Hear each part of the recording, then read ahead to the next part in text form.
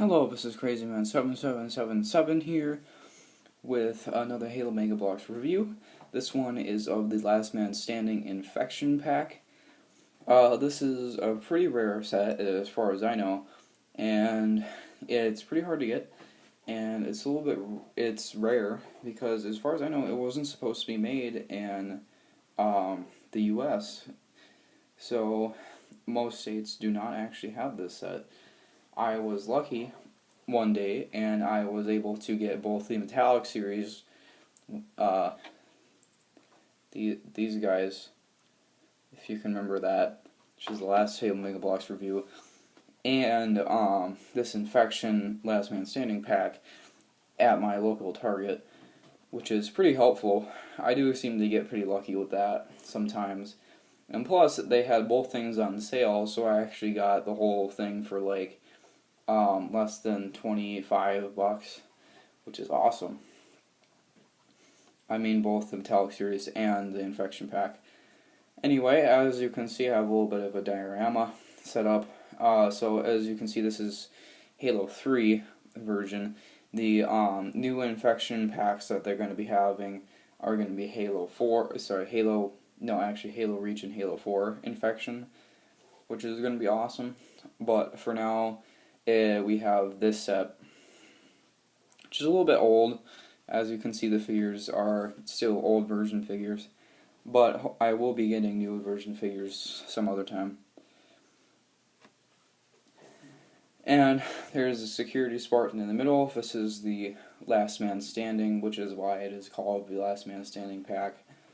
As you can see, the actual infected figures do have a weird color to them. I'll explain why later, and we'll go straight into the figures. Alright, we're back in another location with the security Spartan. Had a little bit of lighting problems, but I fixed it. Now we're in the middle of my UNSC base. Yay. See if we can get it to move around a little bit without screwing anything up. Turret, people, Pelican, Saber, yep. Anyway, so the security Spartan actually is pretty cool. The Halo 3 version does have a weird bug eye thing going on with his helmet, but you know, that's just Halo 3. Halo 3 is weird. So it's actually pretty cool. The detail is awesome. There's just like this weird splotch right here on his chest. And I don't know if that thing on his forehead is supposed to be there or not. Anyway, I do have a little bit of problems with the him holding any guns. His hands are a little bit loose. I haven't been able to fix it yet. But appearance-wise, it's pretty cool. Moving on to the next figure. Alright, here's the infected CQB Spartan. I kept him in this position because it's kind of cool, and you get to see like all the parts of him. The review. I think that the infected are probably the best of this set because they did manage not to screw up anything. Because I'm going to explain it now. This is glow-in-the-dark paint on this guy. So if they screw up anything, you'll be able to see it really well because it will have been painted over the glow-in-the-dark paint. And honestly, this figure does not have any problems at all. No spears, no nothing. So it's pretty good as far as I'm concerned. Now we have the SpartanEBA, which is infected from Halo 3. This one is another pretty good figure. There's a little bit of detail screwed up on the helmet, so you can get a little bit closer. Focusing camera. Yeah, as you can see, the marks on the helmet are a little bit to the side, and not quite filled in right, and the spots they should be. I'll get another EVA figure to show you guys what it should look like.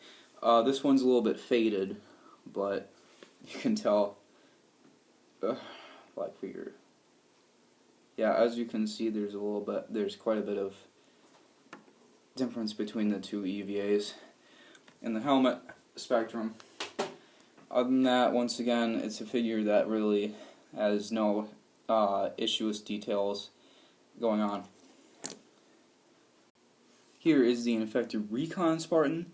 In fact, the Recon Spartan does have some issues with the helmet, just like the EVA one, as well as having a little bit of faded paint around the midriff and the middle here. Let's see if you can see it or not. No, maybe. Anyway, this one does have the same problems that the other Recon Spartans have, is that the detail that is needed for the Recon Spartan's helmet isn't really available to the Halo Mega Bloks painters, as far as I know, because the Halo 3 Recon helmet has a teeny visor that stretches about halfway around the helmet, and it would be like impossible to do it, but it still looks pretty weird. It kind of looks like a little Cyclops or something, and as you can see, there's a little bit of screwed up stuff with the paint on the head. And we'll move on to the last figure. Hooray!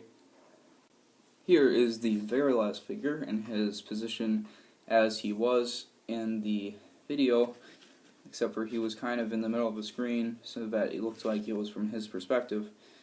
Anyway, he's on this little stand here. The stand does not actually come with the set. The other figures have the same stand that come with the set. Gotta take him off so that we can see him. Possibly should have done that before. So this one, a little bit tippy. This one is once again a figure that really does not have any issues going on with him at all. Does not have any faded paint or anything wrong with him at all, actually, as far as I can tell, which is awesome. So yeah, that's pretty much all of the figures. So the glow-in-the-dark part, I can actually show you guys that. So what you do is that you just put them really close to a light. As you can see, it's getting in the way. It's a little bit of shadow there. It's kind of funny. And you put him in the back. Starts glowing. You can see he's glowing in the dark-ish.